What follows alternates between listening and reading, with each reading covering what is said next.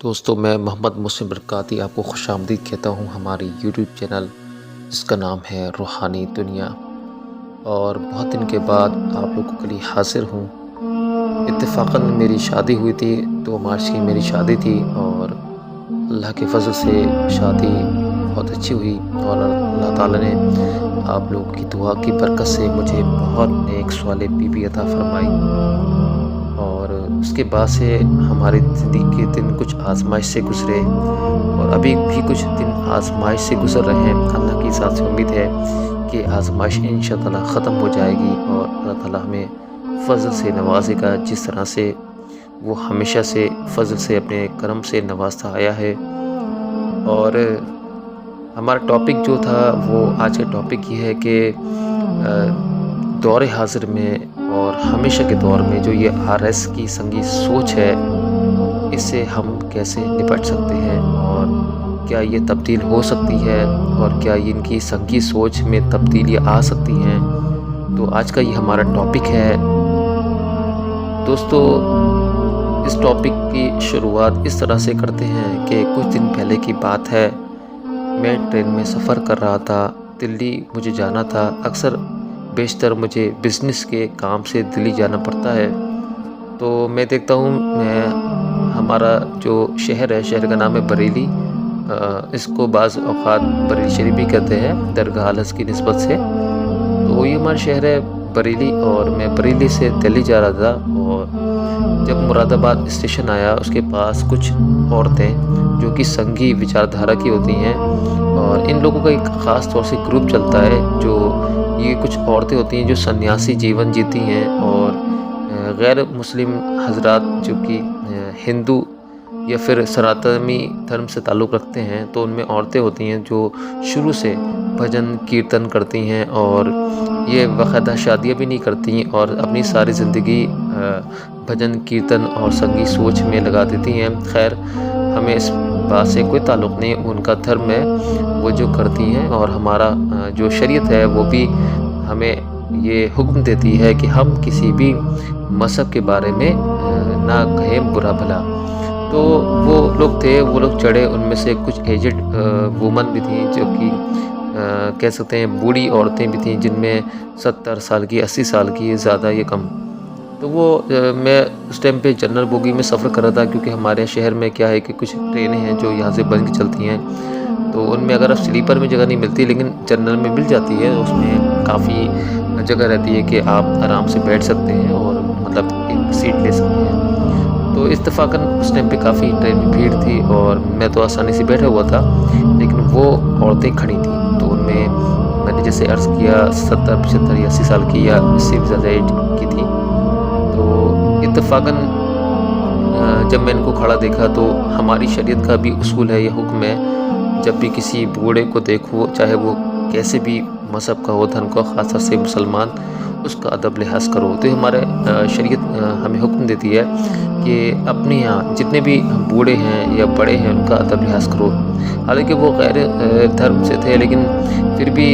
بطور مسلمان ہم پر یہ لازم ہوتا ہے کہ ہم اپنی شریعت کی، ہم شریعت مطہرہ کی پابندیاں اور اپنی شریعت کو بھی دوسروں میں اجاگر کریں کہ ہماری شریعت ہمیں کیا حکم دیتی ہے۔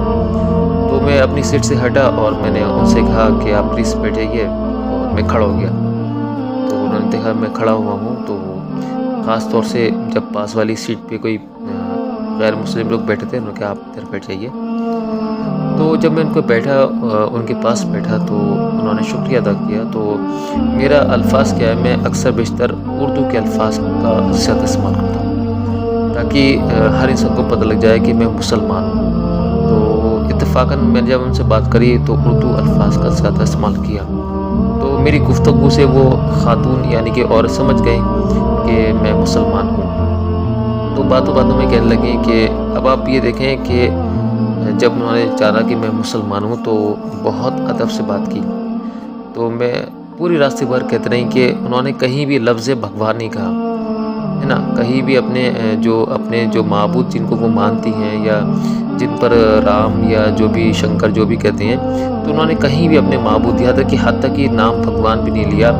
پورے راستے پر وہ اللہ کہتے گئیں، اور پوری دیکھو آج کے مسلمان ایسے ہوئے ہیں کہ قرآن کی مانتے نہیں ہیں،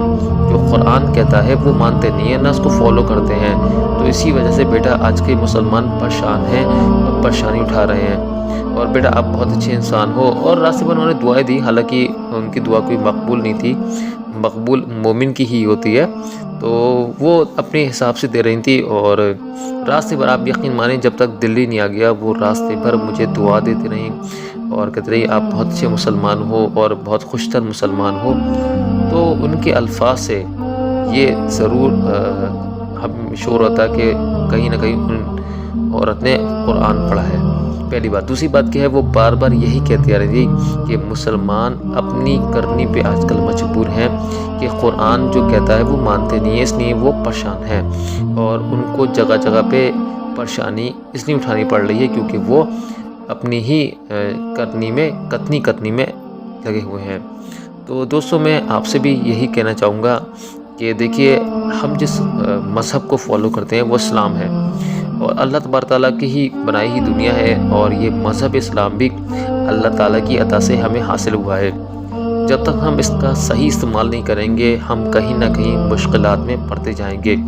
اور دور حاضر میں ہم اور آپ جانتے ہی ہیں کہ مسلمانوں نے کس طرح اپنی ویلیو کم کرائی ہوئی ہے، خاص طور سے غیر مسلمان کے سامنے، اور جگہ جگہ یہ ہم لوگ کئی مرتبہ، ہم میں سے بعض لوگ بھی کئی مرتبہ یہ الفاظ کہتے ہیں کہ مودی نے ایسا کر دیا، یوگی نے ایسا کر دیا، اور جگہ جگہ کہتے ہیں کہ مطلب اپنی وچاردھارا شو کرتے ہیں۔ یقین مانیں ہمارا حسن ظنی ہونا چاہیے کہ رزق پر قادر اللہ تعالیٰ کی ذات ہے، سوائے اس کی کوئی نہیں۔ تو یہ بے شک صحیح بات ہے، لیکن رزق کا دامدار اللہ تعالیٰ کے ہی ہاتھ میں ہے، سوائے اس کے کسی کے نہیں۔ تو ہم مسلمان ہیں، ہمارا عقیدہ یہی ہونا چاہیے کہ جو کچھ ہماری قسمت میں ہے وہی ملے گا، سوائے اس کے نہیں۔ تو اس پہ پوری طرح یقین ہونا چاہیے۔ دوسری بات کیا ہے، ہمیں تدبیر سے ہمیشہ کام لینا چاہیے۔ تدبیر سے جب تک کام لیں گے تو تقدیر پر بھی بھروسہ کیا جائے گا۔ تو خلاصہ کلام یہ ہے کہ میں اور ویڈیو میں مزید لمبی نہیں کرنا چاہوں گا، لیکن آپ سے میں یہ بھی کہتا ہوں کہ آپ ان سب کو چھوڑ دیں کہ کیا چل رہا ہے، کتنے ہمارے پیچھے دشمن ہیں، کتنی ہمارے پیچھے ملکی فوج ہے، کچھ نہیں۔ آپ صرف اپنی تدبیر اچھی بنا لیں، اللہ تعالیٰ کی ذات پر یقین کریں۔ مجھے اللہ کی ذات سے امید ہے اتنے رزق سے نوازے جائیں گے کہ آپ کو فرصت نہیں ملے گی، آپ اس کو ہینڈل نہیں کر پائیں گے، اتنی روزی اللہ تعالیٰ آپ کو دے گا، اور انشاءاللہ برکت بھی دے گا۔ یہ سب بھول جائیں کہ عرض کی وچاردھارا کیا ہے، اور یہودی ہمارے خلاف کیوں ہیں، عیسائی ہمارے خلاف کیوں ہیں، ہمیں سب پھول دینا چاہیے، بلکہ ان پر دھیان نہیں دینا چاہیے، بلکہ یہ غور و فکر کرنا چاہیے کہ ہمیں اللہ تعالیٰ نے پوری طرح اسلام میں اتارا ہے، اور اللہ کی طرف سے ہمیں ایمان کی دولت نصیب ہوئی ہے، اور ہم اپنی نمازوں کی فکر کریں، اپنی فیملی کی فکر کریں، اور اپنے معاشرے کی فکر کریں، اور اپنے اہل و احباب جس کے بارے میں اللہ تعالیٰ نے فرمایا کہ اپنے عزیز رشتہ داروں کا ساتھ اچھا سلوک کریں، ان کے ساتھ رحم دلی کریں، تو یہ ہم پر حکم صادر ہوتا ہے، بھلے کہ وہ کیسے بھی ہوں، ہم پر ضروری ہوتا ہے کہ ہم ان کا خیال رکھیں، مصیبت میں ان کے کام آئیں۔ تو آپ یقین مانیں اگر آپ ایسا کریں گے تو اللہ کے فضل سے میں آپ کو گارنٹی دیتا ہوں کہ انشاءاللہ تعالیٰ کبھی ایسی کوئی مشکلات نہیں آئے گی، پریشانی نہیں آئیں گی۔ اور جس طریقے سے آپ نے پچھلے دن دیکھا کہ ہلدوانی میں بوال ہوئے، اور جگہ بہت زیادہ بوال ہوئے، ہمارے گھر کے بچے مارے گئے، ہماری ماں بہنوں کے ساتھ بدسلوکی ہوئی، کئی گھروں میں بلڈوزر چلے، تو میں یہ نہیں کہتا کہ ہر انسان پر میں اس کا حکم صادر کر دوں کہ انہوں نے ایسا کیا ہوگا ایسا کیا ہوگا۔ یقیناً اگر اللہ تعالیٰ ہمارے گناہوں کی پکڑ فرمائے تو یقیناً اس سے برا حشر آپ کے اور ہمارے ساتھ بھی ہو سکتا ہے، لیکن اللہ تعالیٰ کی پناہ، اللہ تعالیٰ جسے رکھے اسے کون چکے۔ تو میں آپ سے یہی کہوں گا کہ رمضان کے مبارک دن چل رہے ہیں، 14واں روزہ ہو چکا ہے آج، ابھی غالباً 6:30 بجے کا آس پاس ٹائم ہے۔ تو میں آپ سے بھی کہتا ہوں کہ رمضان کے مبارک دن چل رہے ہیں، ان میں مانگی والی دعائیں بڑی بابرکت ہوتی ہیں، اور اللہ تعالیٰ سالوں سال ان کی برکات ہمیں نوازتا ہے، اور کم سے کم 1 سال تک تو ان کی دعاؤں کی برکت رہتی ہے۔ اگر آپ اپنا حسن ظن رکھیں تو ان کی برکات ایسی ہے کہ مرتے دم تک، بلکہ مرنے کے بعد بھی ان دعاؤں کی برکات ہمیں حاصل ہوتی ہے۔ تو اپنے عزیز و اقارب سے بھی خاص طور سے خصوصی طور پر اپنے بچوں کے اپنے گھر والوں سے کہیں کہ یہ جو مبارک دن ہے جو کہ آج 14واں روزہ ہو چکا ہے، آنے والے دن جو کہ قریب ہیں، جتنی عبادت ہو سکے، جتنی ریاضت ہو سکے، جتنی شفقات ہو سکے، جتنی برکات حاصل کر سکیں اس مبارک مہینے میں کر لیں، اور دعا اللہ تعالیٰ کی بارگاہ میں جاری رکھیں تاکہ ان کی برکات ہمیں اللہ تعالیٰ عطا فرمائے۔ اور اللہ کی بارگاہ میں ہمیشہ دعا کریں کہ آپ کو، آپ کی آنے والی نسلوں کو، بلکہ آپ ہی نہیں، آپ کی فیملی نہیں، بلکہ آنے والی نسلیں جو بھی قیامت تک آنے والی ہیں، اللہ تعالیٰ ان کو محفوظ فرمائے، کافروں کے ظلم سے محفوظ فرمائے، اور تمام طرح کی تکلیف سے محفوظ فرمائے، تمام حاسدوں کی حسد سے بچائے، اور جو بھی ہمارے دشمن ہیں ان سے محفوظ فرمائے۔ تو مجھے اللہ کی ذات سے امید ہے انشاءاللہ آپ کے خوشیاں بھی آئیں گی، آپ کو رمضان کی برکتیں بھی نظر آئیں گی، اور جس مہینے میں جو آپ کو رزق ملتا ہے کشادگی والا، برکت والا، اور یہ ساری غذائیں سے اللہ تعالیٰ آپ کو نوازتا ہے، انشاءاللہ ہمیشہ وہ آپ کو ملے گا۔ بس اللہ تعالیٰ کی بارگاہ میں دعا کے لیے دیر ہے، یا آپ کے ہاتھ اٹھانے کی دیر ہے۔ دیجیے مجھے اجازت، اور آگے بھی انشاءاللہ بہت سی ٹاپک کے ساتھ میں حاضر رہوں گا۔ آپ کا میزبان محمد محسن برکاتی۔ اللہ حافظ۔